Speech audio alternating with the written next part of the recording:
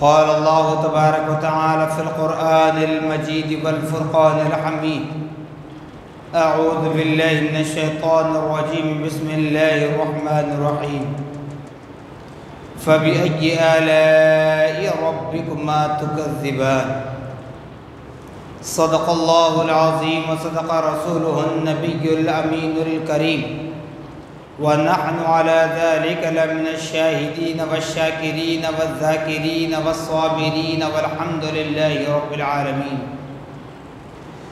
قال الله تبارك وتعالى في شأن حبيبه المصطفى ورسوله المجتبى صلى الله تعالى عليه وسلم إن الله وملائكته يصلون على النبي يا أيها الذين آمنوا صلوا عليه وسلموا تسليما.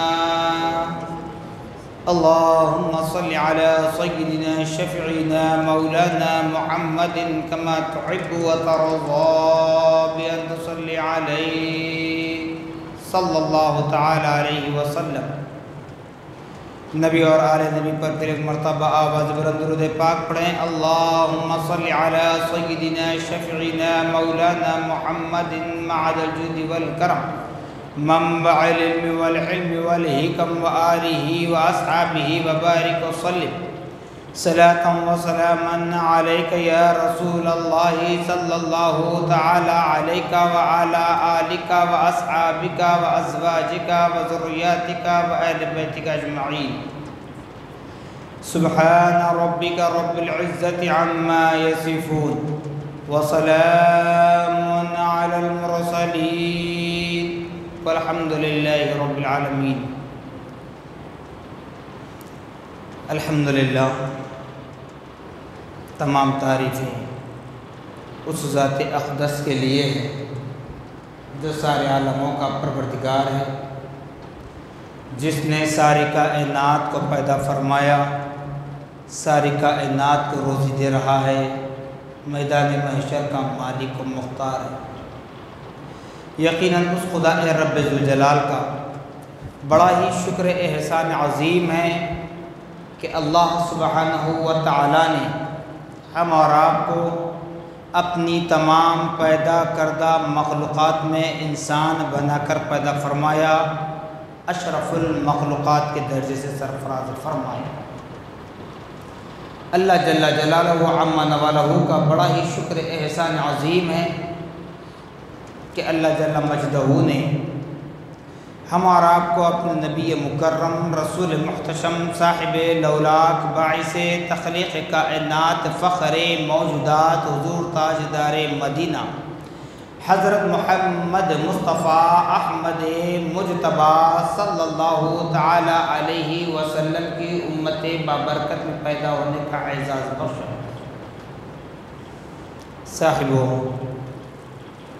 کرم پر کرم بالائے کرم یہ ہے کہ رب کعبہ نے ہم اور آپ کو اس کے گھر میں آنے اور بیٹھنے کا موقع عطا فرمایا. جیسا کہ آپ حضرات نے قرآن مقدس کی اس آیت مبارکہ جو سورہ رحمان میں نازل کی گئی اور اس کو بار بار ریپیٹ کیا گیا، فَبِأَيِّ آلَاءِ رَبِّكُمَا تُكَذِّبَانِ، اس کا ترجمہ سن لیں اور ذہن میں بٹھا لیں، پھر اس کے بعد اپنے اعمال پر نظر ڈالیں. کیونکہ یہ آیت مبارکہ تو بار بار کہہ رہی ہے کہ اے بندگان خدا، کیا تمہاری جانب تمہارے رب نے تمہاری ہدایت کے لیے، تمہاری گائیڈ کرنے کے لیے کیا تمہارے پاس نبی و رسول کو نہیں بھیجا؟ کیا تمہارے رب نے تم پر احسان نہیں فرمایا؟ کیا تمہارے رب نے تم کو عید کا دن عطا نہیں فرمایا؟ خوشیوں والے دن عطا نہیں فرمائے؟ پھر کیوں غیروں کی مشابہت اختیار کرتے ہو؟ میں بارہا کہتا ہوں یہ میں انانیت کا نہیں ہے، آپ کے سامنے کھڑا ہوں اس لیے کہہ رہا ہوں یہ میں انانیت کا نہیں ہے، کہ اس آیت مبارکہ پر بار بار کہنے کی وجہ یہ ہے کہ آپ کو حق کے راستے پر لانا مقصد ہے، ورنہ کسی کی زندگی سے، کسی کے عمل سے، کسی کے کیریکٹر سے مجھے کوئی سروکار نہیں ہے، مجھے کوئی پرواہ نہیں ہے، کیونکہ آپ کے سامنے کھڑا ہوں ایک ذمہ دار بن کر، اس لیے اس ذمہ داری کو نبھانے کے لیے وقتاً فوقتاً جو حالات ہوتے ہیں، جو تقاضے ہوتے ہیں، اور ہمارے معاشرے میں جو برائیاں عام ہوتی ہیں اس کو آپ کے سامنے بار بار ہر وقت اس لیے کہتا ہوں تاکہ اب نہیں تو کل صحیح، آج نہیں تو کل صحیح، یہ وقت نہیں تو آنے والا وقت صحیح، یہ گھڑی نہیں تو آنے والی گھڑی صحیح، یہ نسل نہیں تو آنے والی نسل صحیح، یہ سانس نہیں تو آنے والی سانس صحیح، سمجھ میں تو آ جائے۔ اب اس کے بعد بھی لوگ سن کر عمل نہ کریں تو یہ اپنی اپنی مرضی ہے، کہنے والے، سننے والے، بتانے والے، بولنے والے، سب کے اعمال دیکھے جائیں گے میدان محشر میں۔ یہاں ہر کوئی، ہر بڑا اپنے چھوٹے کے عیب کو چھپاتا ہے، دنیا کی طاقت مل جائے، دنیا کی دولت، شہرت، عزت مل جائے، اس کے عیبوں پر پردہ ڈالتا ہے، لیکن پیارے آقا محمد الرسول اللہ صلی اللہ تعالی علیہ وسلم کا فرمان عالی شان ہے، چوری کرنا اور چوری کرنے والے کا ساتھ دینا دونوں برابر ہیں۔ مثال چوری سے دی جا رہی ہے، ورنہ ہر برا فعل، شراب ہے، زنا ہے، لڑائی جھگڑا ہے، کمزوروں پر ظلم ڈھانا ہے، ماں باپ کی حق تلفی ہے، آل اولاد کی حق تلفی ہے، بھائی بہن کی حق تلفی ہے، رشتہ داروں کے حقوق ہیں، بڑوں کے آداب ہیں، چھوٹوں پر شفقت کا معاملہ ہے، پڑوسیوں کے حقوق کا معاملہ ہے، حقوق اللہ کا معاملہ ہے، حقوق العباد کا معاملہ ہے۔ ہر معاملے میں جاننے والا اگر دیکھ کر نظر انداز کر لے، خاموش ہو جائے، یہ سوچ کر کہ مجھے کیا فرق پڑے گا، وہ اپنے ماں باپ کے ساتھ کر رہا ہے، اس کو اس کا صلہ ملے گا، وہ اپنی آل اولاد کے ساتھ کر رہا ہے، اس کو اس کا بدلہ دیا جائے گا، وہ اپنے رشتہ داروں کے ساتھ کر رہا ہے، وہ اپنے پڑوسیوں کے ساتھ کر رہا ہے، اس کی سزا اس کو ملے گی، یہ سوچ کر ہم خاموش ہو جائیں گے۔ اگر اس کے برے فعل کو، اگر اس کو نہ بتائیں گے تو کل میدان محشر میں وہ تو برائی کے بدلے مجرم قرار دیا جائے گا، ساتھ ہی ساتھ جاننے والا، دیکھنے والا، بولنے کی طاقت رکھنے والا، زبان میں اثر رکھنے والا، بولنے سے ایک بات بھی اگر سمجھ میں آ جائے، 100 میں سے ایک بھی عمل کر لے، اگر وہ بھی خاموش ہو تو میدان محشر میں وہ بھی پکڑ میں آ جائے گا، وہ بھی پکڑ میں آ جائے گا۔ اس لیے آپ حضرات سے میں کہتا ہوں ہمیشہ، جیسے کہ آپ سے بتائے آغاز گفتگو میں، کیا اللہ نے ہمیں خوشی کے دن نہیں دیے؟ آپ ساری تاریخ کھنگال کر دیکھ لیں، مکمل کمپلیٹ ہسٹری دیکھ لیں، اللہ رب العالمین نے امت محمدیہ صلی اللہ تعالی علیہ وسلم کو جو عید کے دن دیے ہیں، جو متبرک دن دیے ہیں، جو مقدس راتیں دیے ہیں، جو مقدس لمحات دیے ہیں، شاید ہی اللہ اس کا رسول حاضر و ناظر ہے کہ کسی کلچر میں یہ مثال آپ کو نہیں مل سکتی۔ ساری دنیا کی کلچروں کو دیکھ لیں اور مذہب اسلام کو لے لیں، امت محمدیہ کو کیا اللہ نے نہیں نوازا؟ پھر کیوں غیروں کی مشابہت کو اختیار کرنا چاہتے ہو؟ پھر کیوں غیروں کی مشابہت کو اختیار کرنا چاہتے ہو؟ دیکھیے، اس سے پہلے بات یہ بتا دوں، ہر کھیل جو جائز ہے جائز ہے، مگر اس کھیل میں، اس گیم میں جہاں پیسہ لگ جائے، شرط لگ جائے تو وہ ہوتا ہے جوا، نہیں ہوتا؟ جوا کہلاتا ہے۔ تو ایسے ہی اگر آپ کو اپنا شوق پورا کرنا ہے، آپ کو اپنی جوانی کا، اپنی زندگی کا مزہ لینا ہے تو دائرے اسلام میں رہ کر، اسلام کے حدود کو پار کیے بغیر جا خوشی کریں، مزہ لیں زندگی کا۔ ابھی جیسے جنوری کے آج 10 تاریخ ہے، جو کہنا چاہ رہا ہوں اسی جانب آ رہا ہوں، یہ باتیں تمام اس لیے کہا کہ تاکہ ذہن کھل جائے، تب بات سمجھ میں بھی آتی ہے۔ آج جنوری کی 10 تاریخ ہے، 13 تاریخ کا دن۔ اب بتائیے، کیا جنوری کی 13 تاریخ کو یہ ہوا چلتی ہے؟ باقی دنوں میں ہوا نہیں چلتی؟ جی، صرف جنوری کی 13 تاریخ کو یہ ہوا چلتی ہے، باقی دنوں میں ہوا نہیں چلتی؟ پھر آپ غیر مسلم بھائیوں کے تہوار میں کیوں شریک ہوتے ہیں؟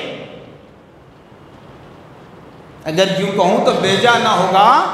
یہاں پر ایک سوال یہ بھی کرتا ہوں، کوشچن مارک یہ بھی رکھ دیتا ہوں، جن لوگوں کو نبی کی میلاد سنیں، نبی کا میلاد کا جلسہ سنیں، نبی کی نعت سنیں، اولیاء کے عرس کے موقع پر نعتیہ کلام، منقبتی کلام، قوالی سما ہو تو تکلیف محسوس ہوتی ہے، ہارٹ کے پیشنٹ یاد آتے ہیں، بلڈ پریشر کے مریض یاد آ جاتے ہیں۔ جنوری کی 13 تاریخ کو کیوں یاد نہیں آتے؟ اللہ اس کا رسول حاضر و ناظر ہے۔ بات کمپلیٹ سن لیں، سوشل میڈیا پر بھی اگر کوئی سنتے ہیں تو یہ بھی بات ذہن میں رکھ لیں، میں غیر مسلم بھائیوں کے تہوار پر اعتراض نہیں کر رہا ہوں، ان کے تہوار پر کمنٹ نہیں کر رہا ہوں، بلکہ میں میرے مسلم بھائیوں کو اعتراض کر رہا ہوں، میں میرے مسلم بھائیوں پر طنز کر رہا ہوں، طنز برائے تعمیر کر رہا ہوں، طنز برائے تنقید نہیں، نیچا دکھانے کے لیے طنز نہیں کر رہا ہوں، زندگی سنوارنے کے لیے طنز کر رہا ہوں۔ اب بتائیں، پتنگ اڑانے کا شوق ہے؟ کوئی اور مہینے میں اڑائیے۔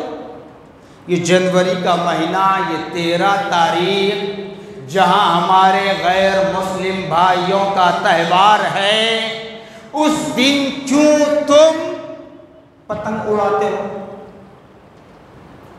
کیوں؟ جبکہ بتایا گیا کہ غیروں کی مشابہت کو اختیار نہ کرنا، یہاں تک بتلایا گیا مرد کو چاہیے کہ وہ عورت کی شباہت کو اختیار نہ کرے، عورت کو چاہیے کہ وہ مرد کی شباہت کو اختیار نہ کرے، چاہے لباس کا معاملہ ہو کسی اور معاملے میں۔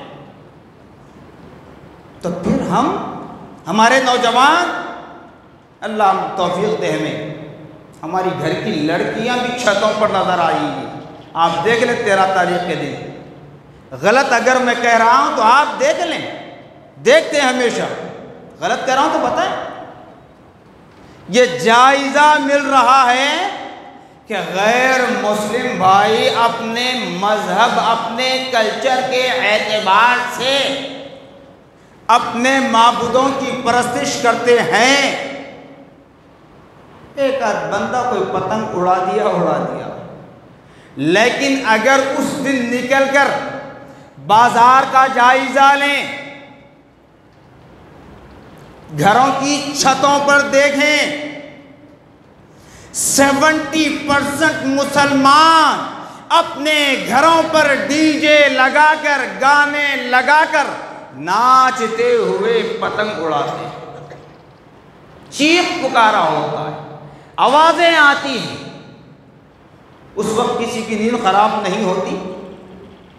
یہ سوال، یہ کوشچن ان لوگوں کے لیے کرتا ہوں جو اہل سنت والجماعت کے اعمال پر اعتراض کرتے ہیں۔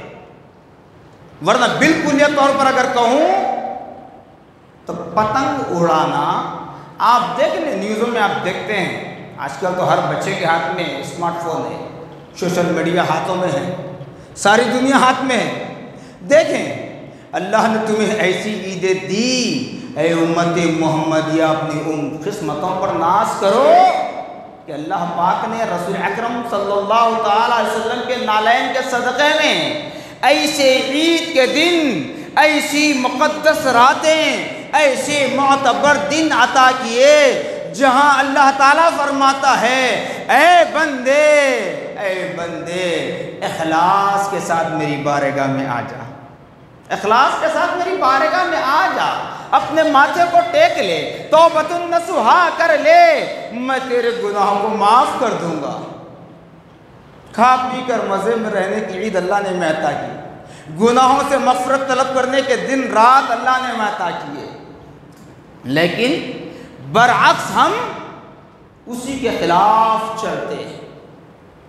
مسجدوں سے اذانیں ہوتی ہے، ہمارا ڈی جے چلتا ہے، جی کوئی نہیں کہتا یہاں پر، مگر یاد رکھ لیں، میں ہمیشہ کہتا ہوں، جو سنتے ہیں مجھے، ہر سال کہتا ہوں، چاہے لوگ ناراض ہو جائیں، چاہے کوئی عمل نہ کریں، آپ یہ نہ کہیں مجھ سے کہ مولانا آپ کے بولنے کا مقصد کیا ہوتا ہے، کوئی عمل نہیں کرتا۔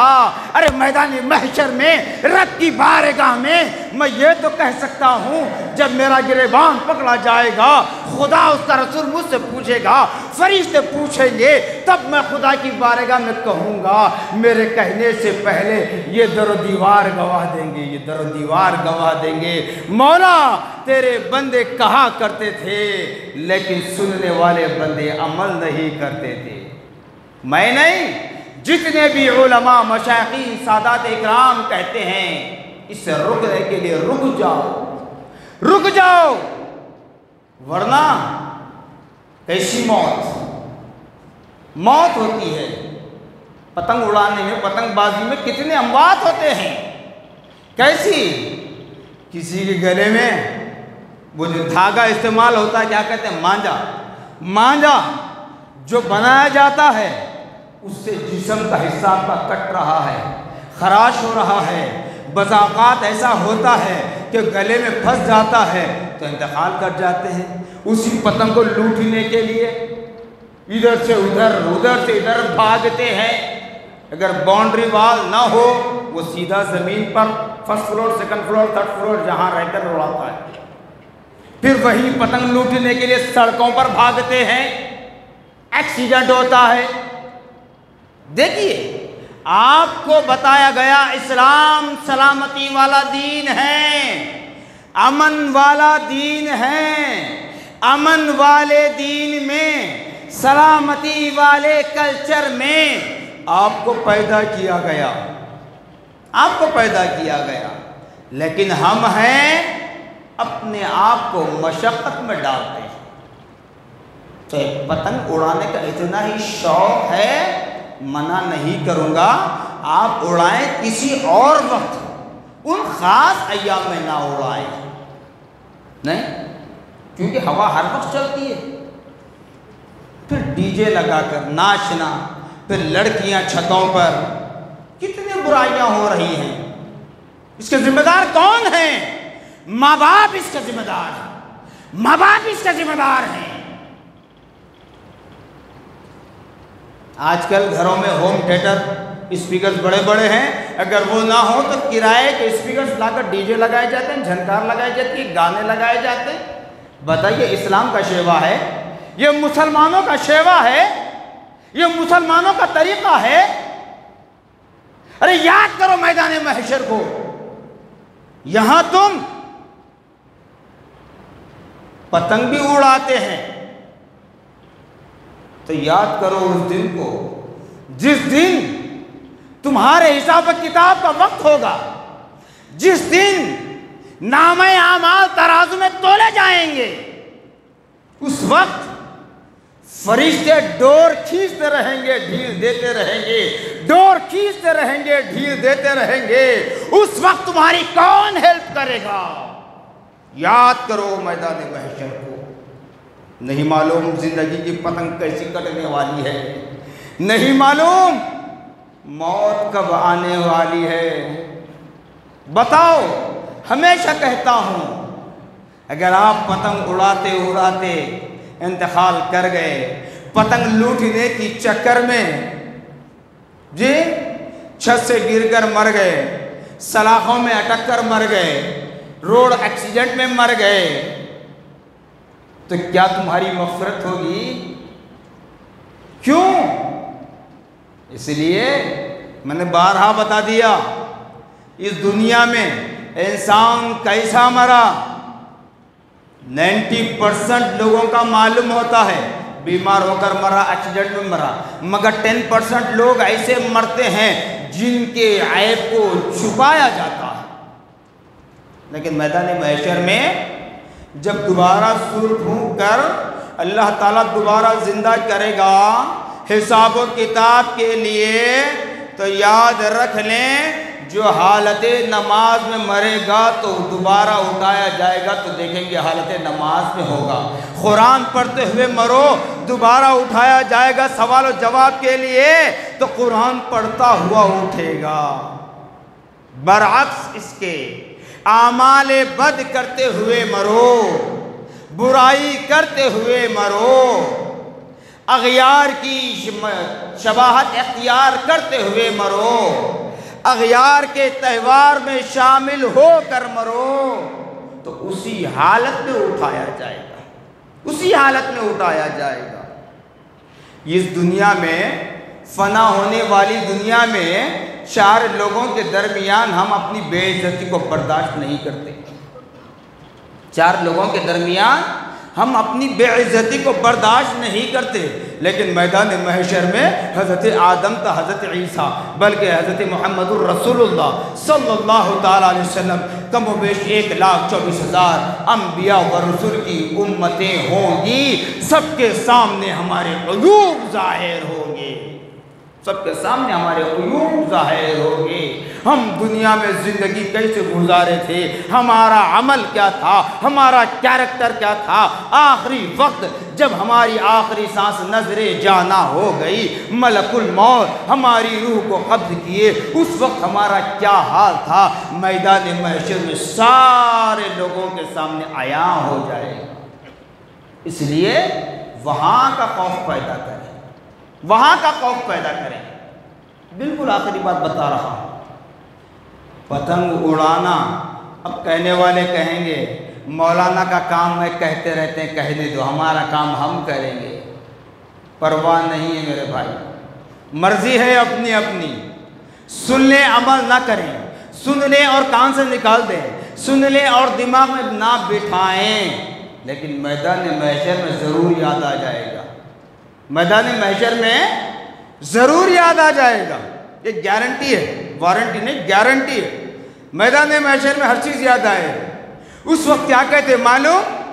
جب گناہوں کے سبب، ان بدکاریوں کے سبب ہمارے حق میں، مجھ جیسے گنہگار کے حق میں جب جہنم کا فیصلہ ہو، جہنم میں جانے کا ٹکٹ دیا جائے، تو اس وقت مجھ جیسا گنہگار رب کی بارگاہ میں پکار پکار کر کہے گا، فرشتوں سے ریکمنڈ کرنے لگے گا، اے فرشتوں، اللہ کے رسول کی بارگاہ میں، رب کی بارگاہ میں سفارش کر کے، ریکمنڈ کر کے مجھے 2 لمحے کا وقت دلا دیجئے۔ کتنا؟ 2 لمحے کا۔ یہاں 60 سال کی زندگی گزر رہی ہے، 70 سال کی زندگی گزر رہی ہے، 100 سال کی زندگی گزر رہی ہے، لیکن کوئی عمل صالح کرنے کی توفیق نہیں ہوتی۔ لیکن اس وقت مجھ جیسے گنہگار جب جہنم کا فیصلہ ہوگا تو رب کی بارگاہ میں گریہ گزاری کرتے رہیں گے، 2 لمحے کا موقع دے دے مولا تاکہ تیرے رضا کے خاطر زندگی گزار لوں، تیری خوش ندی کے خاطر زندگی گزار لوں، تاکہ 2 لمحے بھر تیری بارگاہ میں اپنا ماتھا ٹیک کر سجدہ ادا کر لوں، مولا تجھ کو راضی کر لوں، 2 لمحے کی زندگی عطا کر۔ تب فرشتے پوچھیں گے فَبِأَيِّ آلَاءِ رَبِّكُمَا تُكَذِّبَانِ، اے بندے وہ 2 لمحے کی زندگی ملنا نہ ملنا یہ بات کا پروسیجر ہے، پہلے یہ تو بتا کیا تیرے رب نے تجھ کو یہ چیزیں نہیں بتلائی تھی؟ کیا تیرے نبی نے تیری رہبری نہیں کی تھی؟ اب بتا رب کی کن کن نعمتوں کو جھٹلائے گا، رب کی کن کن نعمتوں کو جھٹلائے گا؟